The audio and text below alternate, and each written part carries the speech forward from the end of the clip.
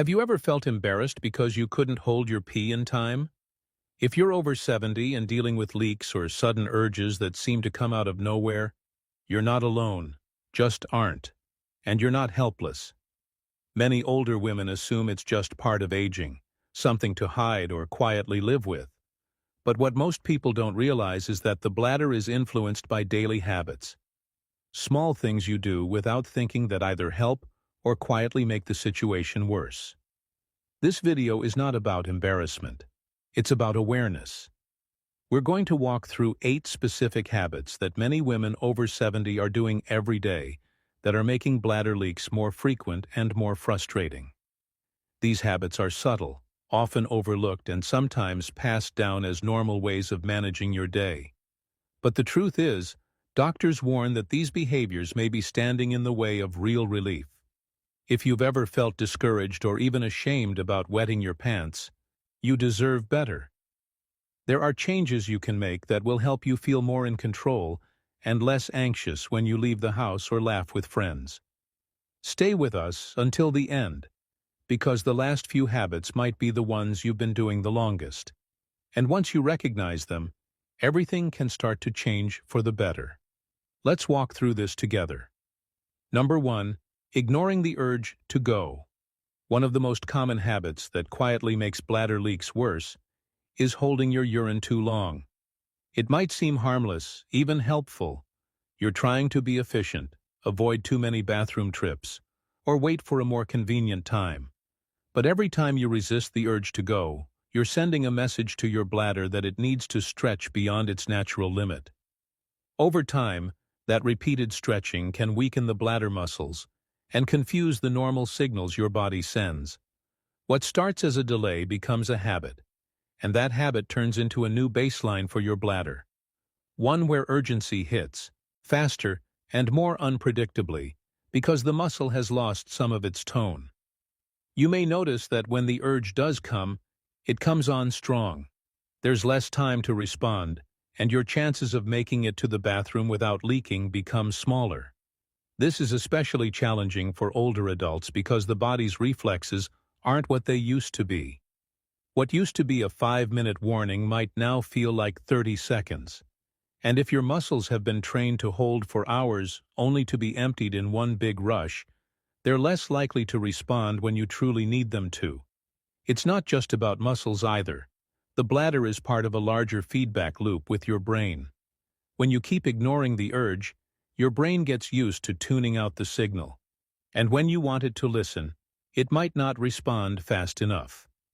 That's when surprise leaks happen, often at the worst moments. For women over 70, especially those managing mobility issues or who dislike public restrooms, this habit is often built around good intentions. You may think, "I'll just go when I get home," or "I don't want to be a bother." But holding too long can end up being more of a bother in the long run, not just because of accidents, but because it trains the bladder to behave unpredictably. Instead, try using the bathroom every 2 to 3 hours, even if you don't feel a strong urge. This helps retrain your bladder to stay in rhythm, and it keeps those muscles active without overstraining them. It's a small change, but over time it can reduce both urgency and leakage. So the next time you feel the need to go, honor it. Listen to your body. It's not an inconvenience, it's a signal, and when you treat it with care, it tends to respond with the same. Number 2, drinking too much fluid before bed. A glass of water before bed might seem harmless, maybe even comforting. For some, it's part of a nighttime ritual. You sip, settle in, and drift off. But for women over 70, the timing of your fluid intake can have a much bigger impact on your sleep and your bladder than you may realize. As we age, our bodies process fluids differently. The kidneys often become more active at night, which means more urine production while you sleep. If you add a full cup or 2 of liquid in the hour or 2 before bedtime, you're practically guaranteeing that your bladder will be full in the middle of the night. And if you've already been experiencing leaks or urgency, that full bladder can wake you abruptly or worse, empty before you make it to the bathroom. Many older adults also deal with reduced mobility or slower reaction time when getting out of bed. Combine that with a dark room, cold floors, or a stiff body, and you have the perfect storm for a nighttime accident.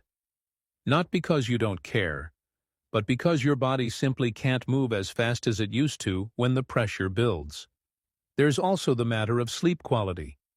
Even if you manage to get up in time, repeated nighttime bathroom trips can interrupt your sleep cycle and leave you feeling groggy and frustrated the next day. Poor sleep makes everything harder, from memory to balance to mood, and it can even make bladder control worse. Since fatigue affects muscle response and timing, the solution isn't to avoid drinking fluids altogether, but to shift your intake earlier in the day. Make it a habit to hydrate well in the morning and afternoon. Then taper off after dinner. If you feel thirsty at night, take a few small sips instead of a full glass. And if you take medications with water at bedtime, talk to your doctor or pharmacist about whether they can be moved to an earlier time. Even that one adjustment, reducing how much you drink in the evening, can dramatically lower the number of nighttime accidents and give your body a chance to rest, repair, and regain some control. Because bladder leaks don't just affect your confidence, they affect your quality of life. And sometimes avoiding them starts with something as simple as knowing when to stop sipping. If you're still watching this video and finding these insights valuable, please comment number 2 below to let me know you're here. And if you haven't subscribed yet, I recommend you subscribe and turn on the bell so you don't miss any videos. Your support helps us continue creating good content to inform and inspire you. Now, let's move forward. Number 3. Relying on caffeinated drinks like coffee or tea. For many women, that morning cup of coffee or afternoon tea is more than a drink. It's a comforting ritual, a moment of peace, or a social habit shared with a friend. But what you may not realize is that caffeine, while familiar and soothing, could be quietly making your bladder more sensitive, irritated, and difficult to control. Caffeine is a known diuretic, which means it encourages your body to produce more urine. That's part of why you feel the urge to go shortly after your morning brew. But beyond that, caffeine also acts as a bladder stimulant. It increases muscle contractions and can cause your bladder to feel full even when it isn't. For those already dealing with urgency or incontinence, this double impact, more urine and more stimulation, can lead to more frequent leaks. And it's not just coffee. Many teas, sodas, chocolate drinks, and even certain medications contain caffeine. Even decaf doesn't always mean caffeine-free. For a bladder that's already sensitive or struggling to hold strong, even a small dose can tip things out of balance. You may have noticed this without realizing what caused it. Suddenly needing to run to the bathroom after your usual breakfast, or not. Making it through a car ride without stopping. You might have even chalked it up to aging. But often, it's caffeine that's whispering to your bladder, not your age. For older women, especially those trying to stay active, social, or well-hydrated, this can be frustrating. Cutting out coffee or tea altogether might feel like too much, but reducing how much you drink, especially in the late morning or afternoon, can make a big difference. Even switching to herbal teas or non-caffeinated alternatives 2 or 3 days a week can ease the burden on your bladder. You might also try observing your response. For some people, 1 cup in the morning is manageable, but a second or third causes issues. Pay attention to what your body's telling you. If leaks tend to happen on days with more caffeine, it might be time to adjust your intake. This isn't about giving up everything you enjoy. It's about being mindful of what makes your body work better and what quietly gets in the way. And sometimes just choosing a caffeine-free drink instead of the usual can lead to a noticeable change in control, comfort, and confidence. Number 4. Not doing pelvic floor exercises. One of the most overlooked causes of bladder leaks in older women is something no one sees but affects everything: your pelvic floor. This group of muscles sits at the base of your pelvis and supports your bladder, uterus, and bowel. And like any other muscle, if you don't use it, you lose it. With age, especially after childbirth, surgery, or hormonal changes during menopause, the pelvic floor can become weaker. That weakness shows up in small but frustrating ways. A laugh turns into a leak. A cough surprises you. A sneeze ends in discomfort. These aren't accidents. They're signals that the muscles meant to hold things in place aren't as strong as they used to be. What's heartbreaking is that many women don't realize they can do something about it. They think this is just what happens after 70 and start relying on pads or avoiding certain activities. But doctors say that strengthening your pelvic floor through targeted exercises, often called Kegel, can dramatically reduce or even stop bladder leaks. The beauty of these exercises is that you can do them anywhere. Sitting in a chair, lying in bed, waiting at a stoplight, no one has to know. It's a simple clench and release motion like you're trying to stop the flow of urine midstream. Holding for a few seconds, releasing, and repeating throughout the day builds strength where it matters most. But consistency is key. Just like you wouldn't expect your arms to get stronger by lifting weights once a week, your pelvic floor needs regular, focused effort. Start small, 5 or 10 contractions at a time a few times a day. Over time, as the muscles respond, you may notice fewer leaks, better control, and even improve posture or core stability. It's never too late to start. Some women in their 80s have seen real improvement just by sticking with it for a few months. And if you're not sure you're doing them right, many physical therapists specialize in pelvic health. They can guide you with proper technique and help tailor a plan that fits your needs and lifestyle. What matters most is this: you don't have to accept leakage as your new normal. You have muscles designed to support you. They just need a little attention, and when you give them that, your confidence grows right alongside them. Number 5. Skipping bathroom trips during the day. It might seem harmless to wait a little longer between trips to the bathroom, especially if you're out shopping, watching a movie, or simply not wanting to be that person who constantly excuses themselves. But when this becomes a regular habit, it trains your bladder in ways that can backfire. The bladder is a flexible organ. It stretches to hold urine and then contracts when it's time to release. But when you regularly go long hours without urinating, the bladder becomes overstretched. Over time, this can reduce its sensitivity, meaning you don't feel the urge until it's already very full. And that's where the trouble begins, because when the urge finally hits, it often feels urgent and sudden, and leaks become more likely. For women over 70, this is especially risky. Aging muscles don't react as quickly, and a delayed response can mean the difference between making it or not. What used to be a manageable inconvenience turns into a source of embarrassment or worry, all because the bladder has been trained to wait too long, too often. There's also a psychological pattern that develops. When you ignore your body's natural cues repeatedly, you start to trust those cues less. You question whether you really need to go. You tell yourself, "I'll wait just a bit longer." And then one day, you don't make it. Not because you didn't care, but because the signal didn't come in time or your body didn't have enough warning to react.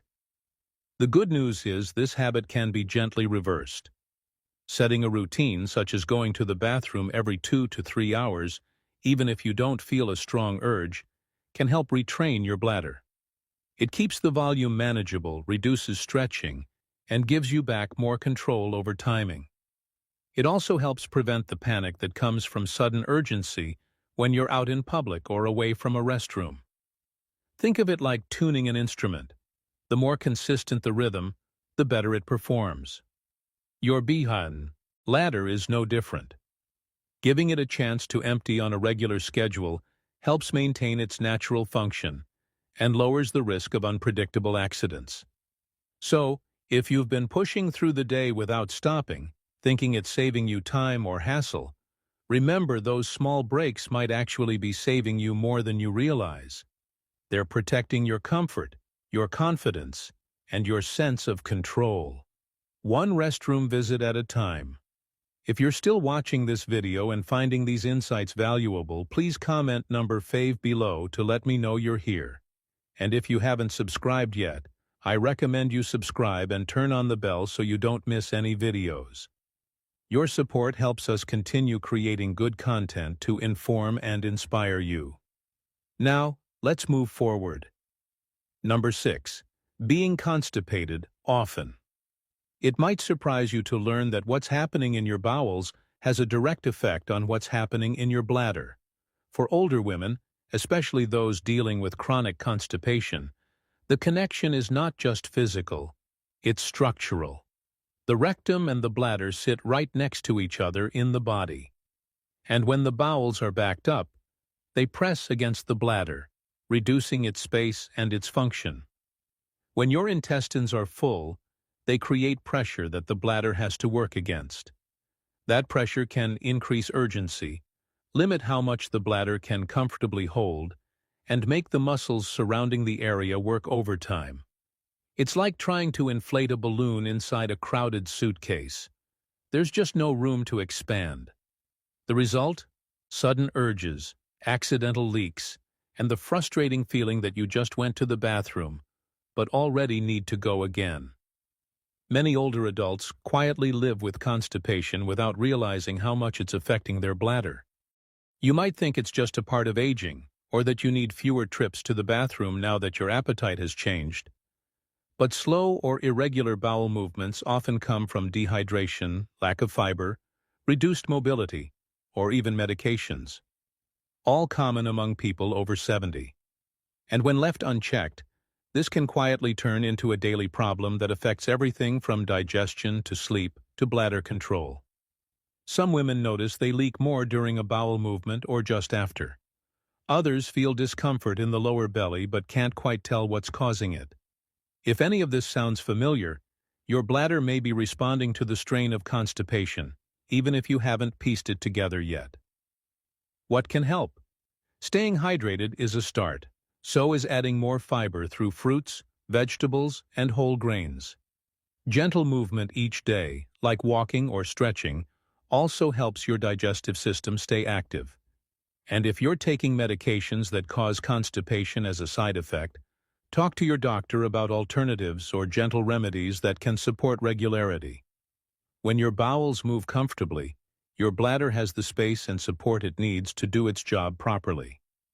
You might not notice the change immediately, but over time, you'll likely feel less urgency, more complete emptying, and fewer unwelcome surprises. Number 7. Wearing tight clothing around the abdomen. What we wear can have more of an impact on our body than we sometimes realize, especially when it comes to bladder control.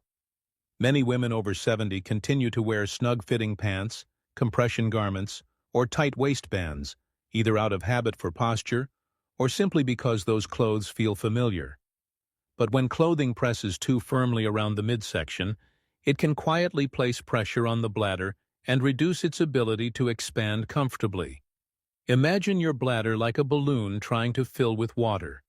If you wrap that balloon in tight fabric and squeeze, it has less room to stretch.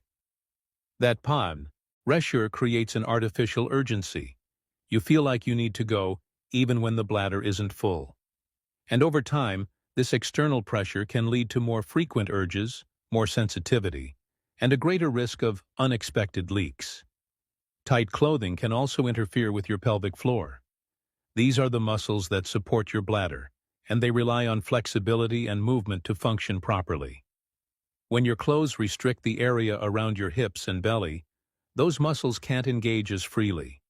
That means even if you're doing your pelvic floor exercises, you might be canceling out the benefits by compressing the area all day long. You might not think your clothing is tight, especially if it still fits, or you've worn it for years. But as our bodies change, even familiar garments can start to dig, ride up, or hold in ways they didn't before. This is especially true after weight shifts, surgeries, or digestive changes. You might notice red marks on your waist at the end of the day, a feeling of bloating or even discomfort when sitting down. These are all quiet clues that your outfit might be doing more harm than help. You don't need to sacrifice style for comfort. Look for elastic waistbands that stretch without squeezing, or high-rise pants that distribute pressure more evenly. Flowy fabrics, relaxed cuts, and breathable materials can all help you feel supported without being constricted. And if you wear support garments for posture or back pain, consider reducing the time you wear them or switching to ones that target specific areas without compressing the whole abdomen. It's a small adjustment, but for some women, changing just one pair of pants or skipping the controlled top layer has reduced their bladder discomfort almost overnight. It's not about giving up what you love. It's about listening to your body and giving it room to breathe, move, and function at its best. Number 8. Assuming it's just aging and not seeking help. One of the most damaging habits isn't physical at all. It's what we tell ourselves. Many older women begin to experience bladder leaks, urgency, or nighttime accidents, and quietly assume this is just what happens after a certain age. That belief alone keeps countless women from seeking real effective help. It's easy to fall into that mindset. You see friends dealing with the same thing. You hear it mentioned in passing, sometimes with humor, sometimes with embarrassment. Even doctors may not bring it up unless you do. And because it's common, it starts to feel normal. But here's the truth. Just because something is common doesn't mean it's inevitable. And it certainly doesn't mean you have to suffer through it. There are dozens of treatable causes for bladder leakage. And many of them have nothing to do with how old you are. Weak pelvic floor muscles, medication side effects, diet triggers, hormonal changes, past surgeries. These are all things that can be addressed, but they only get addressed when someone speaks up. Too often, women wait until the issue has affected their sleep, social life, travel plans, or confidence before they say something. By that point, they may have built their entire day around managing leaks, packing pads in their purse, planning routes around restrooms, or staying home altogether. It's not just uncomfortable, it's limiting. Doctors today have more tools than ever before to help.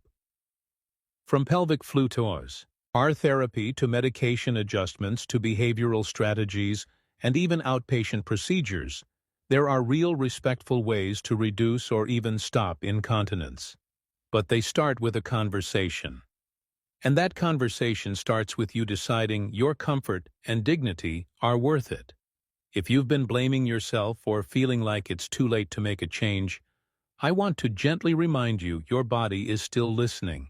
It's still able to heal, strengthen, and adjust, but you have to give it permission. And that often starts with letting go of the belief that this is just aging and replacing it with this deserves attention, because it does. You do.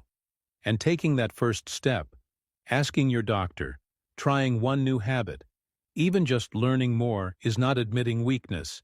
It's reclaiming strength quietly and entirely on your terms.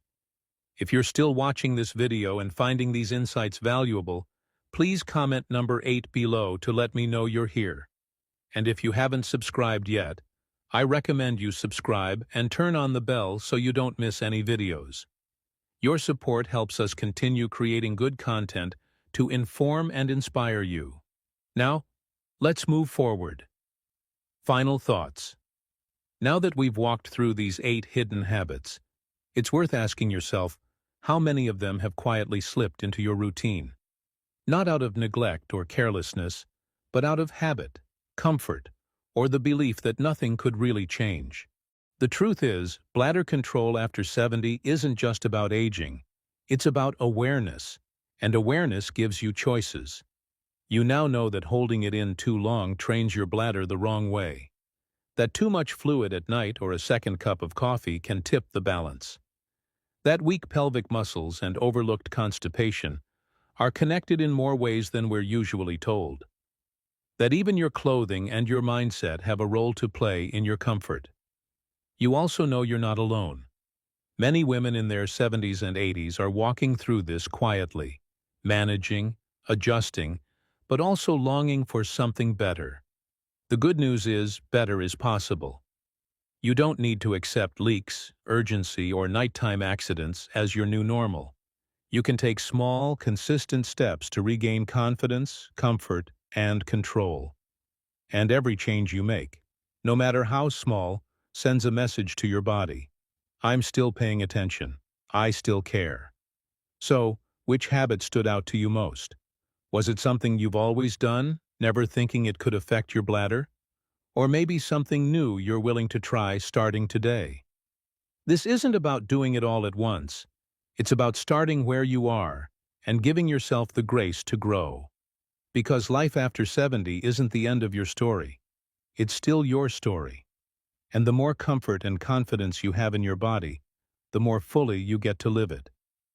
Thank you for joining us today. We'd love to hear from you. Leave a comment below and share one thing you learned today and how you plan to use it in your life. Your thoughts are important to us, so don't hesitate to share them.